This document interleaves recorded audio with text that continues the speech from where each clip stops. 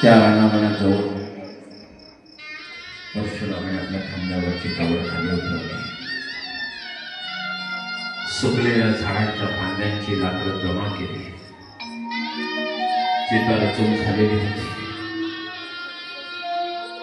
आकाशवाणीच्या म्हणण्यानुसार त्या समयाला भगवान दत्तात्रय त्या ठिकाणी प्रकट झाले आणि भगवान दत्तात्रय प्रकट झाल्यानंतर भगवान दत्तात्रयाने सांगितलं, परशुरामा, अरे वडिलांना शेवटचा अंतिम संस्कार करण्याच्या अगोदर स्नान घालावं लागतं. त्या निर्जन वनामध्ये पाणी कुठं जाणार? तुला पाणी निर्माण करावं लागेल. परशुरामाकडे शिवधनुष्य होत. देवादेव महादेवांचं स्मरण केलं, भात्यातला बाण काढला, ओसाड जमिनीवर बाण मारला.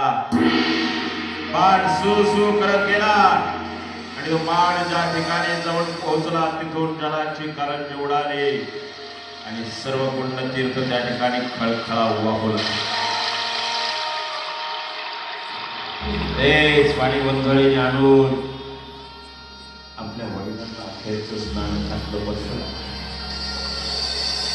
पण आता चिंतेवर बापाचं कलेवर ठेवण्याच्या अगोदर मातेने सांगितलं, थांबा.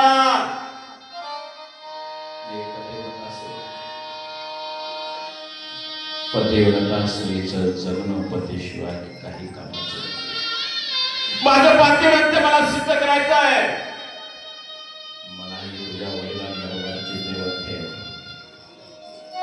आता मात्र परशुरामाचा संयमाचा बाण फुटला गेला. कारण बाप गेला नाही, आई फक्त सोबतीला राहिली. आई, तू पण आम्हाला सोडून जाणार काय करू? मी एक पतिव्रता स्त्री आहे. पतीशिवाय माझ्या जगण्याला काही